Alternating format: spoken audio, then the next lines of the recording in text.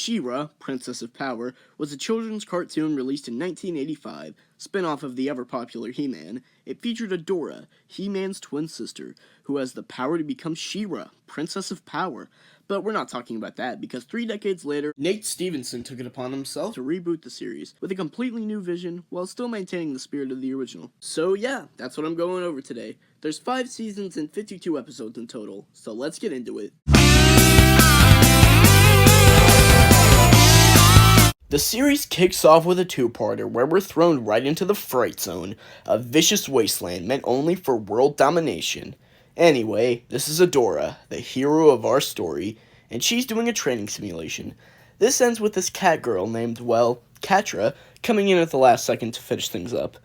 Later that day, after taking a crash in the Whispering Woods, Adora has visions of a powerful sword and saving the world.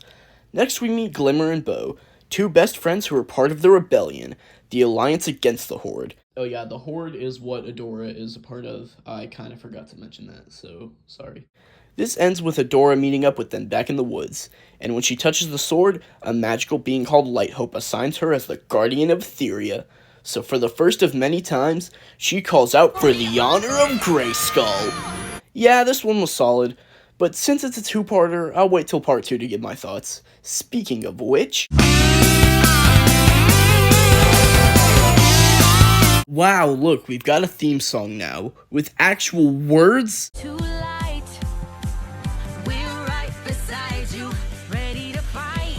I swear, theme songs nowadays never have words. Anyway, picking up from last time, Adora has transformed into the defender of the world, She-Ra. It's pretty short-lived, though. The trio retreats into an ancient temple to escape the giant spider, where they uncover a mural of She-Ra and a hologram. But that hologram proves to be more harm than good, so Glimmer teleports them out of there. After some brief shenanigans at a festival, Adora goes She-Ra again and takes down a Horde squadron, during which she officially departs from the Horde. Also, we get the first transformation sequence of the series, and I gotta say, it looks pretty sick. This two-parter was an excellent start to the series. We got a likable cast of characters, and the introduction of She-Ra and the Rebellion was set up greatly. Also, part 2 is going at the top. The gang has made it to the city of Brightmoon, the capital of the Rebellion. Glimmer suggests becoming She-Ra before meeting Glimmer's mom, Queen Angela, but she gets distracted by a horse and accidentally gives it a shiny new upgrade. And to make matters worse, she angers the town, so she flees into the woods and discovers Raz, a mixed-up old woman living in a cabin. The two of them discover a First One's temple, and she gives Adora some much-needed wisdom. Then she takes down another Horde group, even destroying some tanks. After this, Adora returns to Brightmoon and pledges her loyalty to Queen Angela, becoming welcomed with open arms. Also, we get a quick look at Lord Hordak, the leader of the Horde, and he promotes Catra as the new Force Captain. Yeah, I don't know, chat. This one felt kinda disjointed, not to mention it was, how do I say this, boring, bottom of the list. After a brief struggle with settling into Brightmoon, Adora and company head off to provide aid to the kingdom of Plumeria. Here they meet Princess Perfuma, and they find out that an unknown curse is killing the land. Adora attempts to heal it, but this fails, so instead the trio infiltrates the Horde base to shut off the machine killing the trees, with some help from the Plumerians of course, and with Adora going She-Ra they finally fix things. This ends with Perfuma and Plumeria as a whole joining the Princess Rebellion. And unfortunately, Shadow Weaver sends out spies to find Adora. Jeez, bro, give it a break. This one was great. The introduction of Perfuma was pretty cool, along with the message of working together, and the rising conflict of Shadow Weaver and Catra in the Fright Zone. Also the reveal that Glimmer's father was killed in the war, jeez. I'll put it under the sword part 2. It's a good one.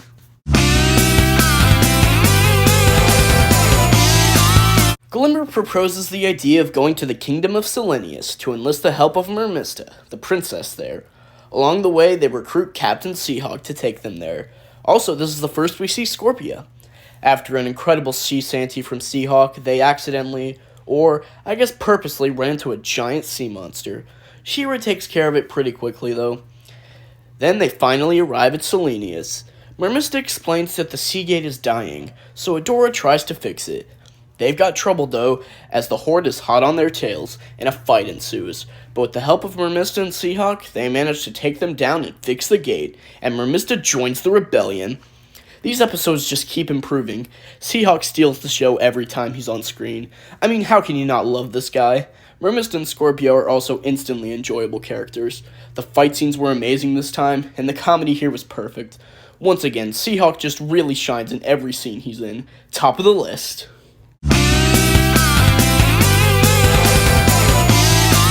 This one cold opens to a castle whose only residents are a kitchen staff and Princess Entrapta.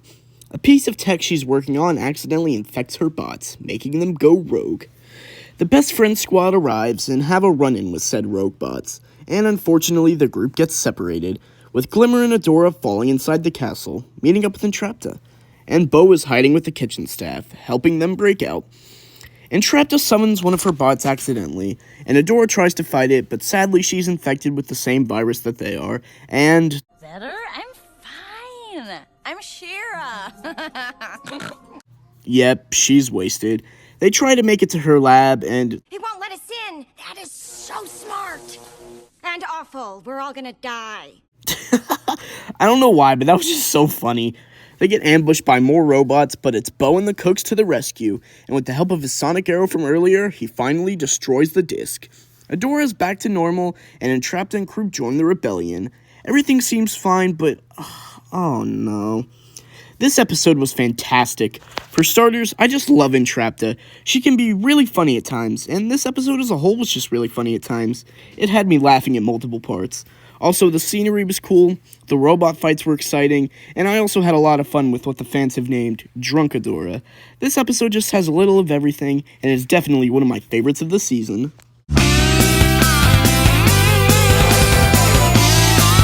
After seeing that Adora has been stressed, Glimmer suggests going to Mysticor, a floating city of magic, but Shadow Weaver spies are still hot on their tails. Anyway, they make it to Mysticor and meet Glimmer's aunt, Castaspella. I wonder what she does. To manage Adora's stress, they try a number of relaxing activities, but none of them work because the Shadow Spies are still there. Glimmer and Bo don't believe her, though, and think she's just paranoid. So Shadow Weaver decides to fuck with her, causing the crystal room to be broken, and then Adora and Shadow Weaver go head-to-head. Adora uses a new attack and manages to win. After this, she takes a well-earned rest. This one was fine. I like the Shadow Weaver fight, and Mysticor is a fun setting, but I feel it kind of meandered around the middle, and the whole nobody believes Adora thing felt pretty forced. I'll put it above the Sword Part 1. It's alright.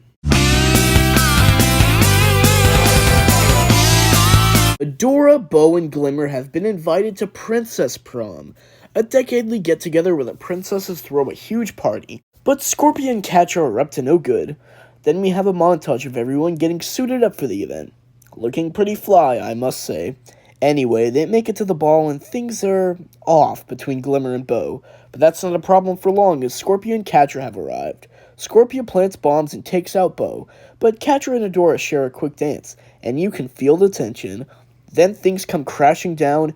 Bo and Glimmer are both taken by the Horde, and Adora is left hanging. Literally. This one is pretty good, but a couple things are holding it back. For one, I just don't really like the new Princess Frosta, and two, it kind of feels incomplete. I get it's a cliffhanger, but I feel like it doesn't really have a plot until the end.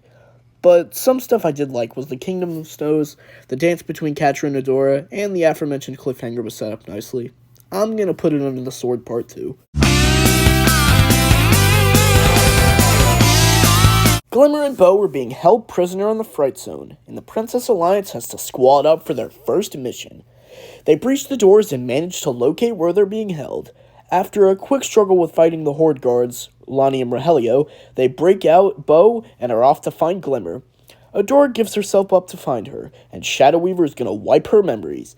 Seeing this, Glimmer uses all her energy to escape, and they break out together. All is well, but Entrapta gets held up and seemingly dies. Here we go, another great one. The princesses and Seahawk finally working together was excellent to see. They make one hell of a team. Shadow Weaver for the first time posed a legitimate threat, and the stakes were higher than ever. This one's going right below system failure, it's awesome.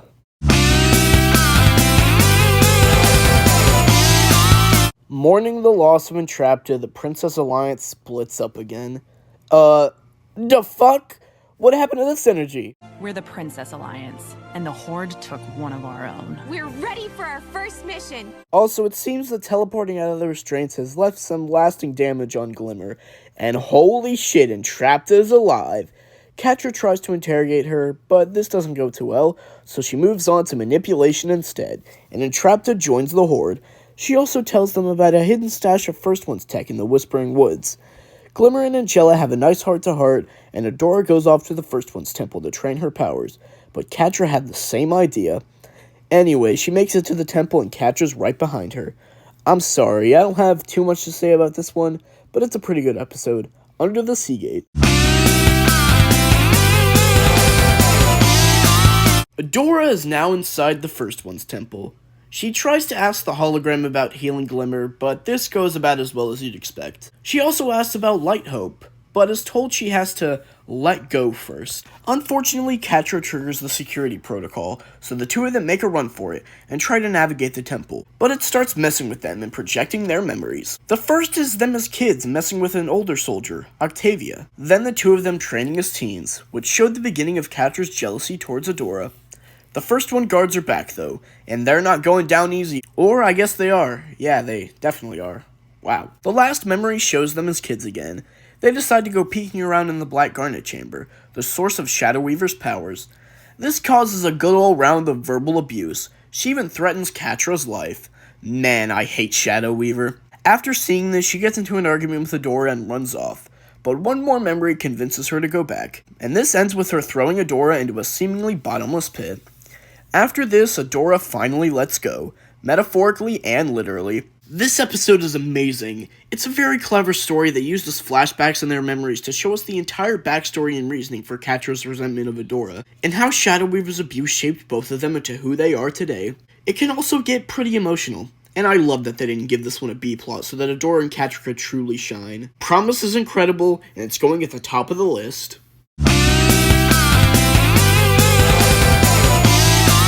After going on a trip through memory lane, Adora falls into the Chamber of Light Hope, a guardian set up by the First Ones. Back in Bright Moon, Glimmer and Bow meet back up with the horse from a while ago. He can talk now, and his name is Swiftwind.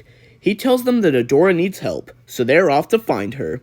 Adora learns that all of Etheria is connected, but Entrapta is already aware of that fact, and she's going to use this info to hack the Black Garnet and enhance its powers. Then we briefly learn of Mara, the previous She-Ra, but she apparently went rogue and broke the line. In the middle of setting up the device, Shadow Weaver crashes out, but Catra finally manages to take her down. Then Entrapta launches the device, and all hell breaks loose. So Bow and Glimmer finally reach Adora and make a mad dash back to Bright Moon. Light Hope does a great job at introducing, well, Light Hope. It also gives us a little insight on how their world works, and brings up what will be expanded in later seasons. Not to mention, it wonderfully sets up the stakes for the finale. So for the world building and rising conflict, Light Hope is going right below Promise. Now let's get to that season finale. Entrapta's plan has worked perfectly. It's the end of the fucking world! And to make matters worse, the Horde is hot on pursuit to Bright Moon. So the best friend squad armors up to take their stand. She-Ra and the others are ready to risk their lives for their home. The Horde makes the first strike, and the battle begins. Let's get it started! During said battle, She-Ra and Catra come face to face with each other, and they get into a one-on-one fight. And that fight is nothing short of intense. Actually, the whole battle is pretty intense. The Moonstone is falling, and if the Moonstone falls, the entire kingdom falls. So everyone makes a scramble to get to the Moonstone in time. But everyone gets taken over, and things are not looking good. It seems like the rebellion has actually lost. They've failed. But wait, could it be? Yeah, that's what I'm talking about! The Princess Alliance is back! And Frost is here too, I guess. And when they're working together, they're stronger than ever. So side by side, they unite their powers into one final attack to finally flush out the Horde, for now. And the Princess Rebellion is officially back in action. The Battle of Bright Moon is just exceptional. The action and fights are cranked up to 11. Also, the princesses coming back and standing together to defeat the Horde is one of the most satisfying scenes in the entire show. Not a single moment was wasted here. Everyone got a chance to shine, and it delivered on all fronts. The scenery was fantastic. Catra and Adora's fight was amazing. This is definitely the best episode of the season, and one of the best episodes as a whole.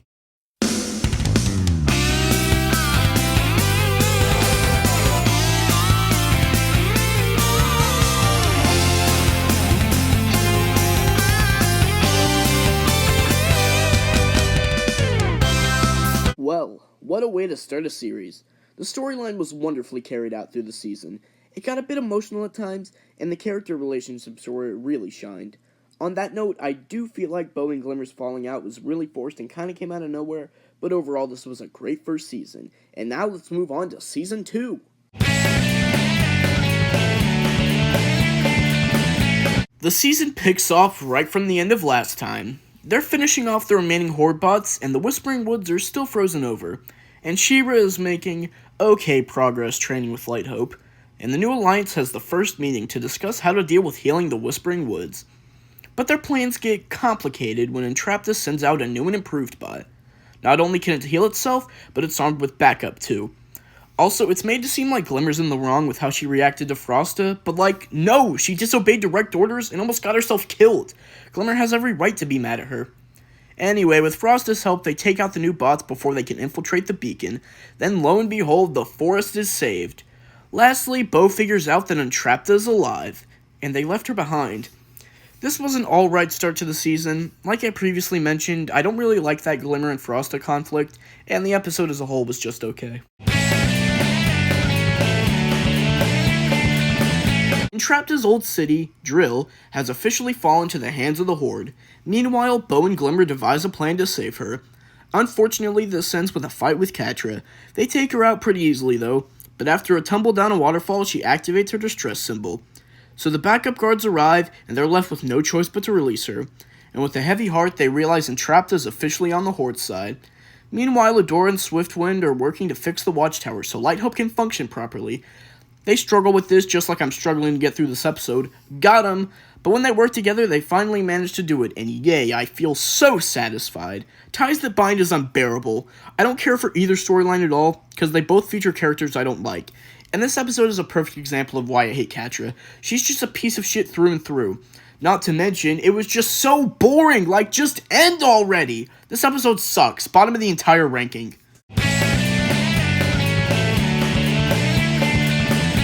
Hordak is experimenting with something, but it fails. That's probably nothing. Anyway, the best friend squad heads off to an abandoned outpost, and when they arrive, they see that the place is a ghost town. They investigate to see what happened, while Adora keeps scaring everyone with legends that the Horde would share. They then run into some real ghosts. Back in the Fright Zone, Entrapta helps Hordak with his experiment. He then reveals he plans to open a portal, but he doesn't quite reveal for what purpose. So Entrapta and Hordak are officially working together. The ghosts from earlier turn out to be First One's hologram messages, and they uncover a secret message. I'm sure it's not important. Finally, a good episode.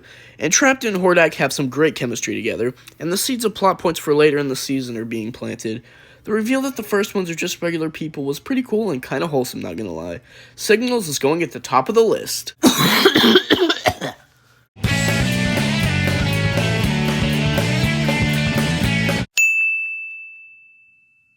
The trio is infiltrating a new Horde base when Bo sadly loses his life. He's dead. Oh wait, never mind, it was just them planning out the attack, and they're gonna keep at it until they have the perfect plan. Glimmer has an idea, and holy crap, is that a JoJo reference? Pink! But then the other princesses join in, and their plans devolve into chaos. This is a pretty creative episode. I love the different styles they use, and they even make fun of the original She-Ra series. Plus, all the ridiculous plans the other princesses came up with was really fun to watch. Anyway, they finally proceed with their attack. Sorry. And all of their outlandish ideas actually come true. In their own ways, anyway. I mean, we've got the plant golem and even She-Ra. This ends with them giving Scorpia the business and taking back the pass. Wow, this season is really turning around. This is an actually great episode. The comedy was wonderful, and all the different styles were just a feast for the eyes. Plus, it uses a remix of the original She-Ra's ending theme for the credits, which I think is kinda cool. Roll With It is definitely number 1. The Horde has ventured out into the Northern Reach in search of hidden First Ones tech. Also, Catra uncovers the disc from last season, and she's got a plan.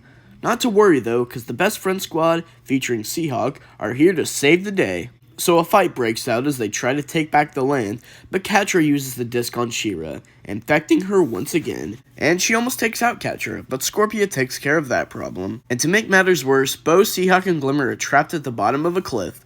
Adora wakes up and, yep, she's blasted. And holy crap, there's a giant monster leaking around. Ugh! Catra is the worst! Thank you, Glimmer. That means more than you know.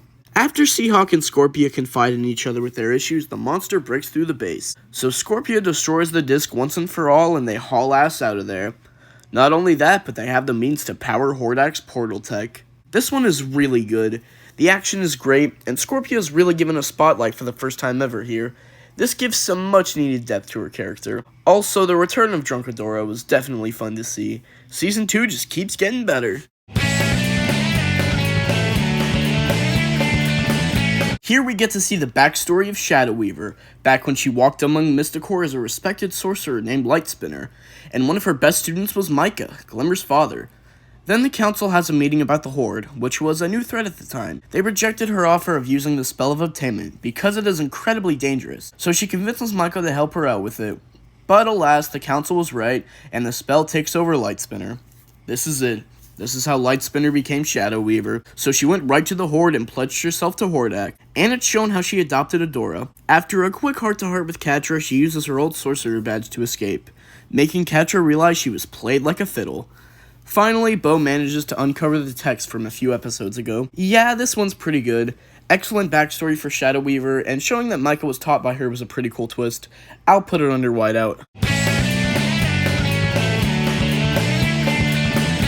Bo was working on uncovering the message when he suddenly runs off for something important, so Glimmer and Adora go after him. Turns out Bo has been living a double life, making his dads think he's in boarding school, because he comes from a long line of historians. Luckily though, his dads offer to help them out with the First One's message, but they accidentally trigger a robot monster. So after dealing with that disaster, Bo reveals who he truly is, and his dads accept him with open arms.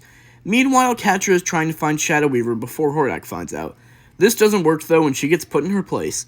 Not to mention, Shadow Weaver has made it to Bright Moon, and that's where we end. Yep, this season doesn't conclude. Yes, I will explain. Anyway, Reunion is solid. Bo's dads, Lance and George, were a wonderful duo, and Bo telling them the truth was pretty heartwarming. I'll put this above the last one.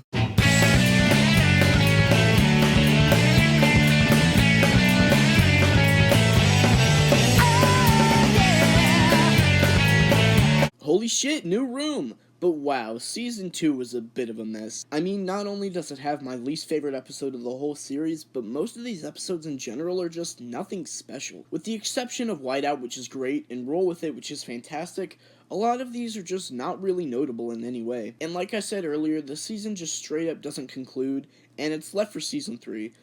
I fully believed that it was going to be a complete season, which was for some reason split into 2 shorter parts. I mean, the finale doesn't really feel like a finale at all. Anyway, I'm happy to say that we can finally get to Season 3 now. Shadow Weaver arrives at Bright Moon, but before she can do anything, she passes out and is promptly arrested. Adora wants to speak with her, so Glimmer helps her sneak into her holding cell, and here she learns that Shadow Weaver is dying, so she attempts to heal her. After a quick lesson from her, she gains control of her healing powers and pulls it off after all. Then we get the reveal that Hordak once opened a portal before, and Adora is from another universe. So she runs off to Light Hope for answers. And here she learns that she's part of the First Ones. So she sets off for the Crimson Waste to investigate the message. Back at the Fright Zone, Catra is about to be publicly punished for her disobedience to Hordak, and gets banished to the Crimson Waste. This was an alright start to the season.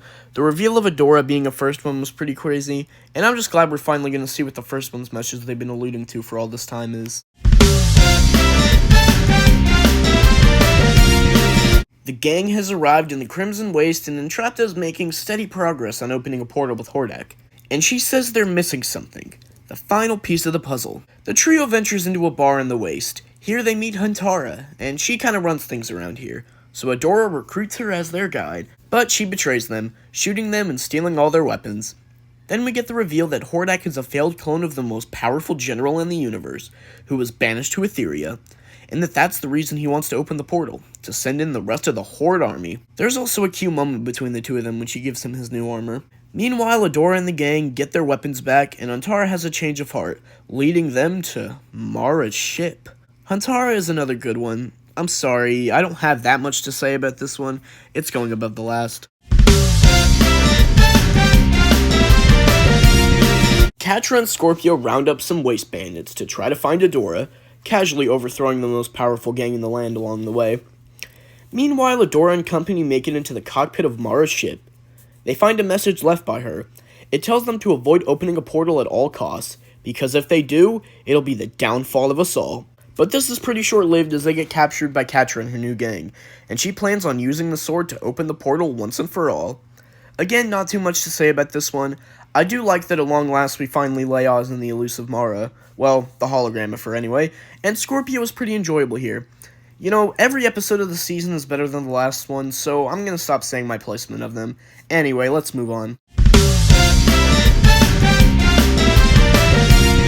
Catra comes bearing Adora and the sword to Hordak, giving them the means to finally open the portal. Queen Angela doesn't listen to Glimmer about going to save Adora, so in a turn of events, she teams up with Shadow Weaver to do it. Not only that, but the other princesses are along for the ride. Angela rushes to stop them, but alas, she's too late, and the group teleports into the Fright Zone. Now that they're inside, they'll stop at nothing to take out Hordak. After Entrapta runs some tests, she finds out that opening the portal will destroy reality as we know it. But Catra's hearing none of it. She's ready to stand on business, even if the world goes down with it. Shadow Weaver, Bow, and Glimmer make a mad dash to stop them from opening it, but they're too late. Moment of Truth is awesome. The stakes are higher than ever here, and Catra reaches her limit. She's truly past the point of no return, and it's thrilling to see her snap. The betrayal of Entrapta is also heartbreaking. Hordak truly saw her as a friend, and struggled to believe it when Catra said she betrayed him. Also, the way it ended. A look of pure horror on everyone's face as the portal opens. I mean, the credits were even completely silent. Something bad is definitely about to happen. Let's see what this results in. I mean, yeah, it's okay. It's amazing. It's the best episode of the show so far. The portal goes off, and Adora wakes up in the Fright Zone, and everything is perfect. Adora's Force Captain, and her and Catra are best friends in the Horde. But something is wrong. She keeps having flashes of what really happened until she manages to remember. She remembers everything and that this isn't right. But everyone keeps telling her that everything's perfect and that she's just paranoid. So she rushes off to find Scorpia. Luckily, she manages to make her remember too. Reality is unraveling and they're running out of time. Adora realizes she needs to use the sword and desperately scrambles to find it. So after picking up Catra, she flies into the woods. But this results in a fight between them, and Catra says she's willing to let the world end if it means Adora won't win.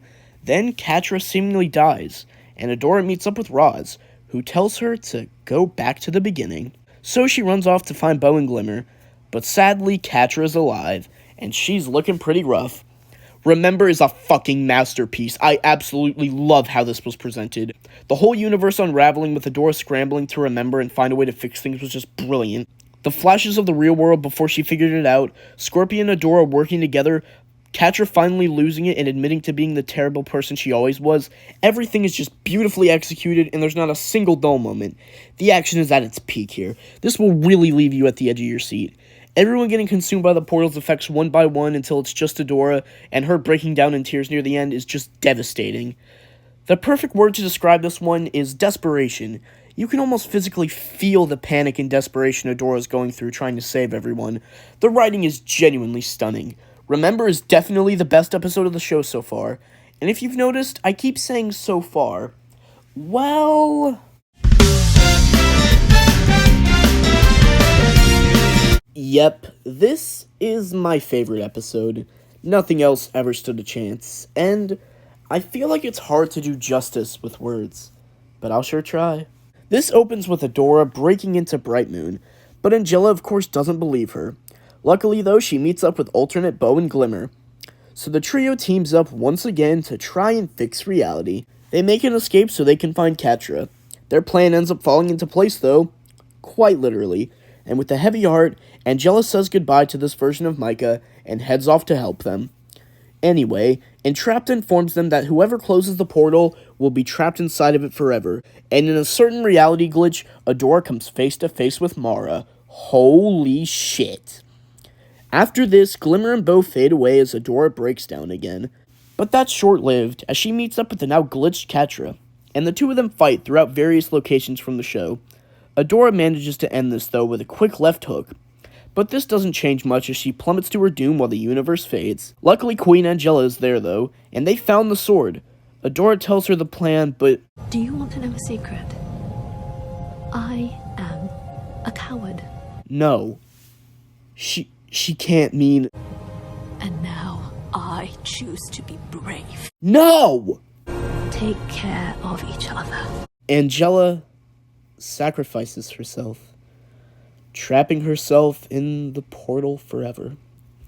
So Adora turns into She-Ra and demolishes the portal, making sure it can never be opened again. The gang teleports back to Bright Moon, and yeah, Angela is really gone. And Horde Prime is here too. Genuinely phenomenal. The writing in this one is legitimately amazing. Just like Remember, you can really feel the despair that Adora goes throughout these episodes. This time watching her best friends disappear before her eyes and left falling to her death as the world crumbles around her. The scenery here is also great. Just incredible use of environmental storytelling. Catra getting punched in the face was pretty cathartic, and Angela's sacrifice speech at the end was just heartbreaking. I get chills every time I see this scene, and those chills turn into full-on tears. All of Angela's mistakes in the past were acknowledged, and her entire character as a whole was wrapped up perfectly in one scene. But Now I Choose to Be Brave is genuinely my favorite line of the whole series. Top of the entire ranking. Just astonishing.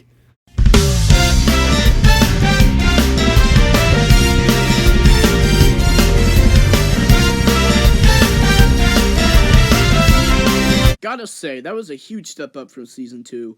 I will admit the first couple of episodes were nothing to write home about, but from Moment of Truth onward, things took a steep quality turn. Like I said, Remember and The Portal are my two favorite episodes, and I don't think that'll ever change. Also, the reveal of Mara and the bits of her story that'll be revealed next season was set up greatly, not to mention the teaser for Horde Prime and Catra showing her true colors. This season is pretty great, and this means we're officially halfway done. I feel bad for the episode that has to follow up the last two, but here we go. Whoa, we finally got a new intro. Anyway, with the loss of Angela, Glimmer is now the Queen of Bright Moon, so Bo and Adora are going to help her set up for her coronation. This goes fine, I suppose, although Casta is being a bit of a control freak. After this, the trio sets off on the quest of queens, whatever that is. They make it to the main chamber, and what do you know, they have to take out some giant monster. After some quick emotional bits with Glimmer, they manage to do it, meaning Glimmer is now officially the queen. And during her inauguration speech, she promises to take out the Horde, and in the meantime, Catra's busy being a rational and good person. Isn't she just such a likable character? Sorry, I got a little worked up. But yeah, this one was pretty good. Not much happens, but the planning scenes were fun, and Glimmer accepting her role as the queen with the help of her friends was pretty cool to see. But Jesus, I hate Catra. Glimmer sends the group and Huntara on a mission to retrieve Mara's ship.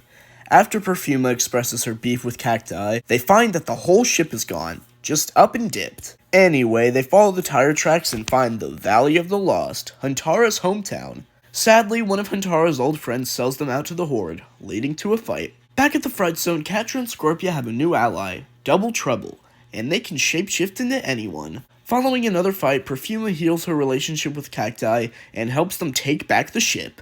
Gotta hand it to her, that was pretty impressive. Yeah, I really liked this one. It was a great bit of character development for Huntara, and especially Perfuma. It was exciting to see her persevere in a new environment, but overall this is a really good one, going above the last. The The civilians of Elberon are throwing a banquet for Bo and Adora to celebrate them saving the town. So they have some fun with this, but the Horde has come knocking once again. And this time they're armed with what I'm calling mitosis bots. Swiftwind and Adora take care of it, and 50,000 people used to live here. Now it's a ghost town. Except for this little girl, Flutterina. She joins Adora to help save everyone else. So she and Bo help her escape from Catra's trap. And after this, Flutterina joins the rebellion. Well, turns out she's actually Double Trouble in disguise. This one had a pretty slow start, but someone redeemed himself in the end. I don't know, it was kind of mediocre overall though, going at the bottom. This one shows Adora and company dealing with a new Horde weapon, the Pulse Bot.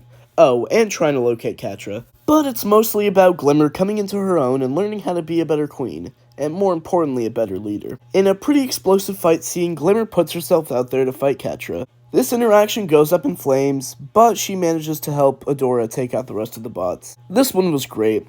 I love the development of Glimmer maturing into a confident leader, even though she might not be doing it in the best way. Also gotta say, I'm really liking Double Trouble. They kinda steal the show if I'm gonna be honest. Anyway, I'll put this below Valley of the Lost.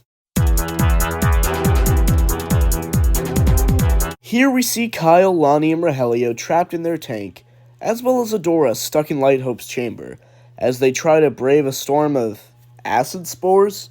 Looks like we're in for a bottle episode. We get some pretty goofy moments of Adora having to deal with Lighthope rebooting, which leads to a lot of shenanigans.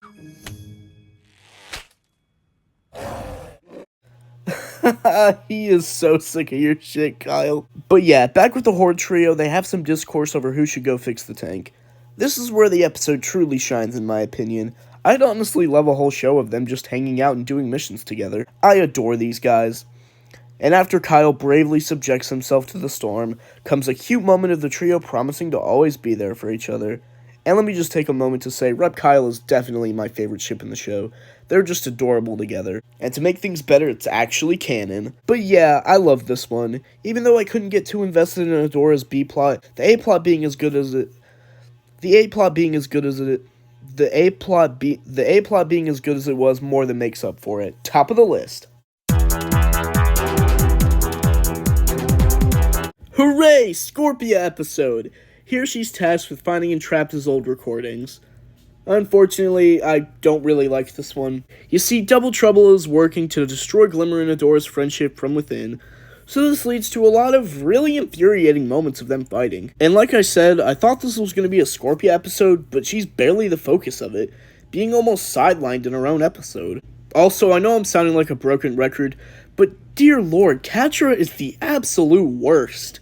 Everyone's always like, oh James, how can you not like Catra? She's literally the best character. Well, it's because she's a complete fucking asshole. From day one, she only cared about herself, with no regard or sympathy for anyone. She treats her supposed friends like absolute shit. But of course you all are completely blind to that and crash out at anyone who disagrees with you. When are you gonna wake up? Oh yeah, the rest of the episode isn't even all that memorable, but it's going at the bottom of the list because it pisses me off so much. At least Scorpia is finally getting out of this toxic hellhole. Mermista proposes the idea that the reason missions keep going wrong is that there's a Horde spy, so she's gonna conduct a round of mysteries. Guess we're in for an interrogation episode. This can only go well, of course. Double Trouble has to ensure that their cover isn't blown, though. This episode is full of a lot of fun scenes in which the suspects describe what happened from their point of view. And I love how Seahawk's retelling was done in this black and white noir style, which suddenly turns into anime. Seahawk just eats up every scene he's in. How can you hate this guy? Eventually, the interrogations devolve into chaos, and yeah, it's pretty funny. I mean, they even all turn on each other at the end. Glimmer and Adora are still feuding, but thankfully it's not too overbearing. Anyway, they finally uncover DT as the spy, but this is bittersweet as they reveal it was a distraction to ensure an easy defeat of Mermista's hometown, Selenius. For some reason, I kinda hated this one on my first watch, but after rewatching it, I gotta say I really liked it. Probably my favorite of the season so far. Frosta reports her kingdom has not been breached. Great. Yet. Mermista has been moping around like a teenage girl during a breakup, instead of being, appropriately devastated that her hometown was completely destroyed by the enemy. But whatever, it's fine. Anyway, with all the tension, Seahawk, Swiftwind, and Bo go have a night on the town. We get another sea shanty from Seahawk, and it's honestly the best one. It's an absolute bop. Also, he accidentally gets the trio kidnapped by pirates. Luckily, their ransom is paid off, though, by the Horde. Also, Glimmer and Adora's feud comes to a head, and... Well, maybe your best isn't good enough. If it was, my mother would still be here. Wow, she really went there. Anyway, Mermista shows up to save the day and even gets her own song. I enjoyed this one, but I'm really not having a good time with Glimmer and Adora fighting. Glimmer blamed Adora for Angela's death, but spoiler alert, she accepts Catra with open arms in the end, and never harbors any resentment towards her. Even though she opened the portal, she refused to listen to anyone who said it was dangerous, and tased the one person who tried to tell her opening it was a bad idea. Holy shit! This episode is going above Pulse. Now let's move on before I have a fucking breakdown. My voice hurts from the last one, but wow, this one is a gut punch. Adora has come to Roz looking for info about Mara's weapon. This one tells the story of Roz and Mara, told through Roz's scrambled memory anyway. We even get to see Mara's own version of She-Ra for the first time. Roz informs Adora of a secret project called the Heart of Etheria, a weapon to harness Etheria's magic into the planet's core, effectively making the planet a giant bomb. So in a last-ditch effort, Mara hides the planet in an empty dimension to ensure it can never be activated again, and through a hologram gives Adora the mission of stopping it. And in the end, Mara gave her life to save everyone. This one is devastating. I mean, this whole time Mara has been painted as a psycho who went rogue and destroyed the She-Ra line, but to learn she was actually a hero who saved the planet, only to be portrayed as a villain, her sacrifice never even being made known? Also, Raz's mind being used to jump between things was amazing. I know I praised Remember and the Portal for their environmental storytelling, but Raz's memory is honestly a better use of that than both of those episodes. I'm so thankful that they didn't ruin this one with a B-plot, and just let the heartbreaking story of Mara speak for itself. And you know what? This might be in my overall top 3. The princesses have a divide on how to deal with the Heart of Etheria, and I'm sorry, I just thought this moment was really cute. Anyway, Catra's starting to lose her mind, and Scorpia has made it to Bright Moon. She tells everyone that Entrapta has been banished to Beast Island, and that they need to save her.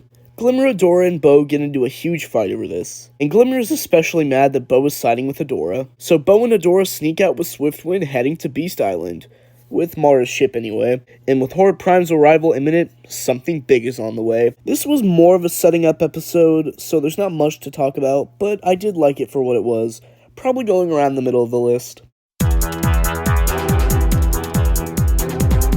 Adora and Bo have a rough landing on Beast Island and are ready to look for Entrapta.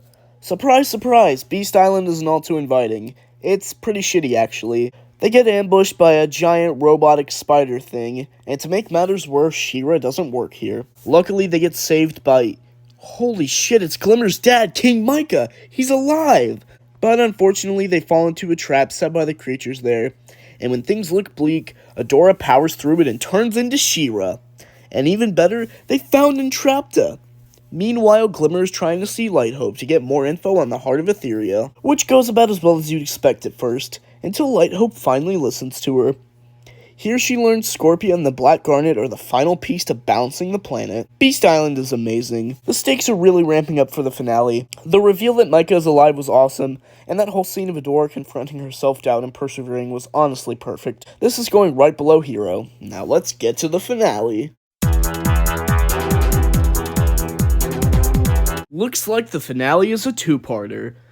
This first part is about Adora's group escaping Beast Island with Entrapta, and Glimmer getting Scorpia to reconnect to the Black Garnet. Also, Catra's further spiraling into madness. Luckily, Entrapta had found a giant tapestry of info on the Heart of Etheria. Here they learn that She-Ra is the key to everything, and that if the planet is balanced, nobody can stop it. So they make a mad dash back to Bright Moon to stop Glimmer. Double Trouble accidentally reveals the truth about what Catra did with Entrapta, and Hordak is beyond pissed. I mean, the dude was even in tears, and looks like the two of them are gonna fight. This one serves as more of a buffer for the climax, but it's still a great episode. I love that slowly but surely Entrapta's warming up to having friends again, and Micah being back in Bright Moon. I mean, hey, at least the king's back, right? I'm gonna be putting this below Boys Night Out. Now let's see what happens next. Bo is off to find Glimmer, and Adora is headed to prevent Lighthope from activating the heart. Meanwhile, Hordak is still hot in pursuit and murdering Catra. Unfortunately, he doesn't succeed, and it saddens me to report that Catra will keep on living. That doesn't matter though, as with the Black Garnet back online, the Heart of Etheria is up and running. At first, everyone is powered up, but soon enough it starts destroying the planet like it was intended. Not only that, but Lighthope pulls Etheria out of Despondos and into the general universe. So in a turn of events, Adora rejects her destiny and shatters the sword, stopping the heart and putting an end to She-Ra. This victory is short-lived though, because Horde Prime is finally here, taking with him Glimmer and Catra, and while the Heart of Etheria is finished, it's clear that things are far from over. Destiny Part 2 is nothing short of a masterpiece. The chills I got during the action-packed moments were crazy, and for some reason on this current watch, I cried tears of joy watching Adora stand up to Lighthope. Also, the Horde trio leaving the Horde behind was awesome. Good on them. So yeah, best episode of the season, and one of the best episodes in general.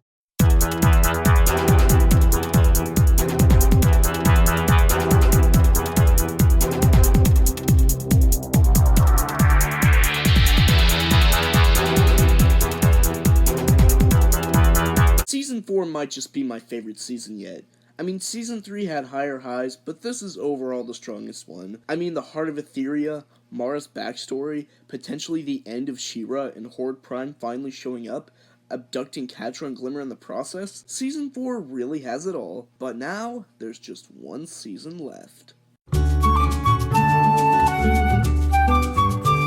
Horde Prime's bots have invaded the planet, and Adora is still getting used to fighting without She-Ra. Also, we get a new intro for the final season. Anyway, the rebellion has been set up in a secret base to evade Prime's forces.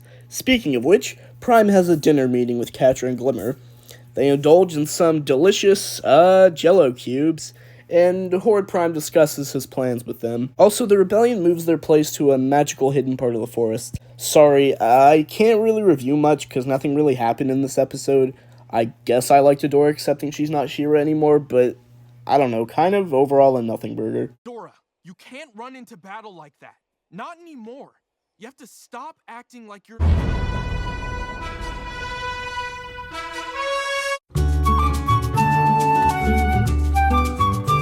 The princesses devise a plan to get Glimmer back. Meanwhile, Prime has made it clear that he wishes to purge Etheria and conquer it as well. The princesses try to get a signal to get more info on Prime's ship. This goes pretty rough, but hey, they managed to pinpoint its location. So with the others covering them, Bo, Entrapta, and Adora hop on Mara's ship and set out to save their friend once and for all. But before that, Adora confronts her inner demons and learns to move on from being She-Ra. Like, actually this time. Yeah, this is a great episode. I do like how everyone was hesitant to trust Entrapta at first. I mean, she was with the Horde for a while, but eventually they managed to warm up to her, and it's pretty heartwarming. Also, the conflict for the next episode is set up nicely. Going at the top. Glimmer and Catra have a surprisingly friendly moment. You're really getting along well with the person who killed your mom, eh, Glimmer? Also, Catra has found Hordak again. This one is mostly about Catra confronting her history with Adora, and deciding what path she wants to take for herself. And after reflecting on the past, she chooses to do one good thing with her life and help Glimmer escape. So she teleports Glimmer to the others, and surprisingly, apologizes for everything she's done. Anyway, now she's facing the wrath of Horde Prime, but at least Glimmer is back with the others. Corridors is fantastic. I know I've been pretty open about my hatred of Catra throughout this whole video, but I will admit I'm liking that she's finally becoming good. I still think she's a bad person, but at least she's trying. Baby steps, right? Also, the shenanigans of the trio goofing around with the ship did kind of detract from things, but I guess it's not that big of a deal considering other episodes. And the scene of Bo and Adora finally reuniting with Glimmer was beautiful. Top of the list. The Best Friend Squad has landed on a distant planet to refuel the ship.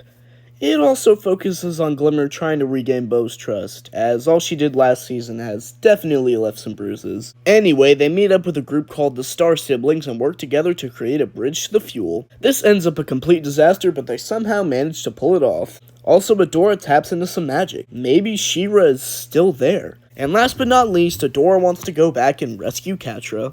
Alright, pretty solid episode.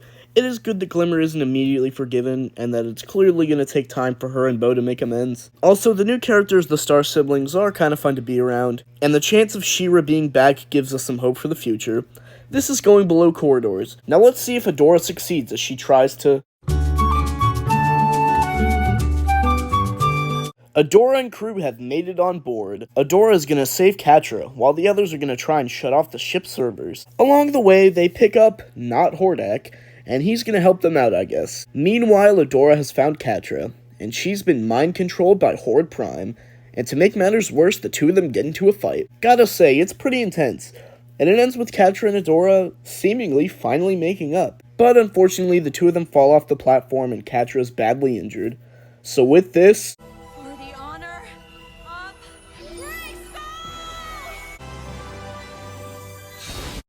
Holy shit, She-Ra is back, and she's better than ever. So with Catra in her arms, she hauls ass out of there.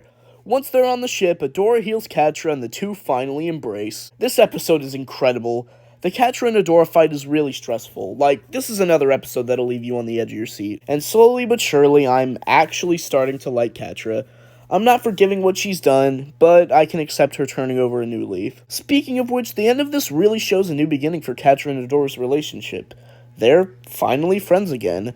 And you know, it'll take some time, but somewhere down the line, they won't be alone. And what Bo calls Wrong Hordak was a pretty funny new character. He's some great comic relief. So with all things considered, this is easily one of the best episodes in the entire series. Everyone's headed back home, and Catra is hesitant to open up to anyone again. I guess some things never change. Meanwhile, part of the rebellion has a run-in with the Prime-controlled citizens of Elberon, during which Spinnerella sadly gets chipped as well. Some Prime ships show up to attack Adora and co, so we get to see the transformation scene of Neo She-Ra, which looks awesome. And with her newfound ability, she tears up the ships pretty easily. Then in a heartwarming ending, Catra joins everyone for dinner. Really good one. Catra struggling to be vulnerable with everyone is definitely in character, and seeing Adora help her through her problems and make her feel welcome was pretty wholesome. Also, I don't really see the point of Micah trying to get Frosta to like him, but it doesn't take away from the fact that this is a really great episode, going under corridors. The princesses and Seahawk get suited up to locate the elusive Prince Peekaboo, who will be able to help them with his Farsight abilities. And he's gonna be at an underwater dinner party. This one dives into Scorpia's self-doubt about not being able to fit in, especially seeing how Perfuma is easily getting along with everyone. Speaking of which, Perfuma helps her believe in herself, which I think is pretty sweet. Not to mention, Seahawk and Mermista dealing with his old friends turned enemies was really funny, and we get a pretty rad song from Scorpia. I think there should have been a lot more songs in the show, honestly. But it turns out Peekaboo was double trouble in disguise. Not only that, but they get ambushed by chipped people, leading to Mermista, Scorpia, and King Micah to get chipped as well. This is going right under Save the Cat. I really loved it. Horde Prime apparently has a weakness, and it's located on a planet called Krytus, so off they go. Meanwhile, what's left of the rebellion tries to make a plan on how to move forward. Shadow Weaver enlists the help of Casta to harness the raw magic of Etheria. Once on Krytus, Wrong Hordak has an identity crisis, and they come face to face with Milog, a shape-shifting magical being, and through it they learn that magic is Prime's weakness. So with Milog's help, they camouflage the ship and finally return to Etheria. I like the mystery element before Milog was uncovered, plus Casta and Shadow Weaver working together was unexpected, but I'm excited to see where that goes. I'll throw this above launch. Adora's group decides to investigate an old town to see if the others might be there. And they were right, because a fight with Spinnerella breaks out. Luckily, it's Natasha to the rescue, though, and now it's on like Donkey Kong. While the others deal with the clones, Adora and Natasha work together to get Spinnerella back. She breaks through briefly, but it's gonna take more than that. Either way, they freed Airlandia. Also, they've got a new hideout, and everyone reunites. I don't have much to say about this one, but the Spinnerella fight was pretty thrilling. Also, I just love Wrong Hordak. This guy is adorable. Going above Stranded. Scorpia has retreated to the Fright Zone, so it looks like the gang will have to go back there. one last time. They try to unship Scorpia, but she puts up a pretty decent fight, and they fail at saving her. Also, in an incredible scene, Natasha fights for who she loves, and gets Spinny back. Meanwhile, Bo meets up with his dads again, and learns that there's a failsafe for the heart of Etheria, which can be used to destroy it, and it's located in Mysticore. What an amazing episode! While they didn't get Scorpia back, it's clear that her friendship with Perfuma is still there, which is honestly really sweet. Speaking of which, Perfuma was great in this episode. I like how she was the one who managed to get through to Scorpia, if only briefly, and her caring nature is really at its peak here. Also, the Natasha and Spinnerella scene, just wow. It was very powerful seeing Natasha refuse to give up on the woman she loves, and her saying, I'm never letting you go. Spinny, you're my weakness. just sells it. Bo's dad, Lance, and George were funny as always, and I like how Catra is trying to be a better friend to everyone. Such a great episode. I'm gonna be putting it above Perils of Peekaboo.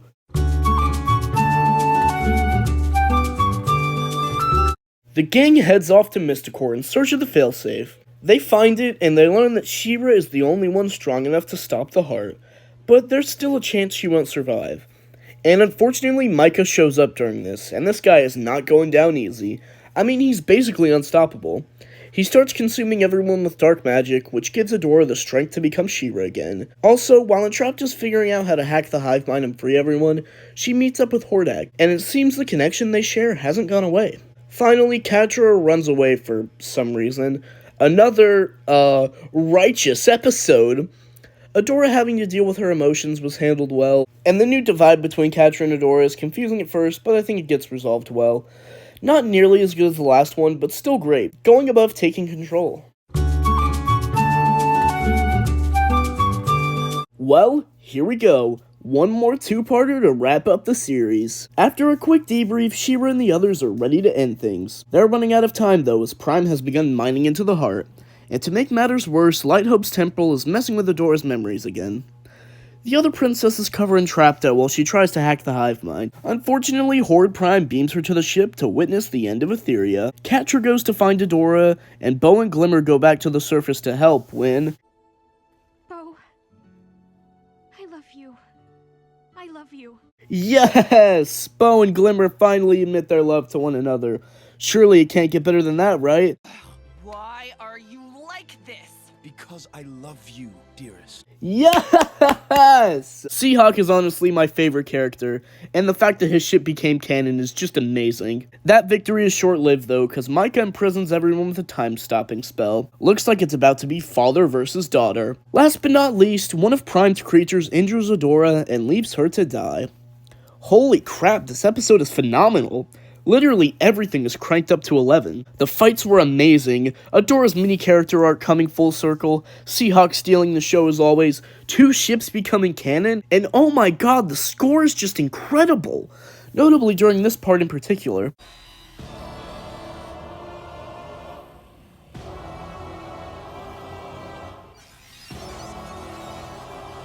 And the stakes for the final episode are set up flawlessly. You can really feel the weight of what's coming. Alright, let's finish things off once and for all! We jump right into it with Adora rushing to the heart and Glimmer fighting Micah. At first she gets her ass handed to her, but she drags herself up and in a pretty powerful scene frees Micah from his chip. I will never stop fighting, and I won't lose another parent. I love you, Dad. And even better, Bo downloads Entrapped's code, which frees everyone on the planet at once. After this, Bo gives a speech of encouragement to the citizens of Etheria to never give up and fight for their home. Back in Lighthope's temple, Shadow Weaver fights back against Prime's creature, allowing Catra and Adora to escape. And I guess as sort of a retribution, sacrifices herself to save them. She may have been evil, but at least she died with some dignity. Unfortunately, Prime has already breached the heart when they arrive. Looks like once again it's the end of the world. So to get Adora out of, well, dying, Catra says, Don't you get it? I love you. I always have. So please, just this once. Stay. Yep, that was a long time coming. Feels pretty great, doesn't it? So with this, She-Ra rises once again, healing the world and finally putting an end to Prime's rule, creating a brand new day for Etheria, an era of peace. So side by side, the best friend squad embraces and looks on for the future. Bravo! This was somehow even better than the last part. Okay, lot to unpack here. For starters, Glimmer keeping the promise she made to her mom and giving it her all to save her dad was beautiful. Hordak standing up to Horde Prime was awesome, and the fact that him and Entrapta can live together in peace now makes me so happy for both of them. Bo's speech and everyone fighting to save the world they love was exhilarating, and the entire scene of Catra confessing to Adora was simply perfect. I sometimes slip into a character with like a comical hatred of Catra throughout this video, which is cause I actually did for a while, but you can say rewatching Season 5 has cured me of that. Oh yeah, let's get a rundown of all the ships that became canon. Glimbo, check. Mista, check. Catradora, definitely check. Scorpfuma, pretty much. Entrapta, questionable. All in all, this is a really spectacular finale. It was an excellent end to the series, and I wouldn't have it any other way.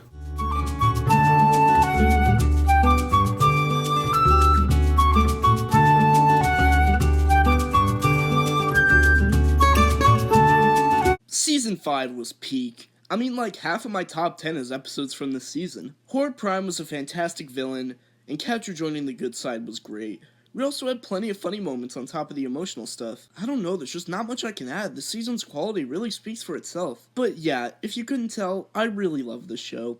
In my opinion, everyone should watch it at least once. And now there's just one thing left to do.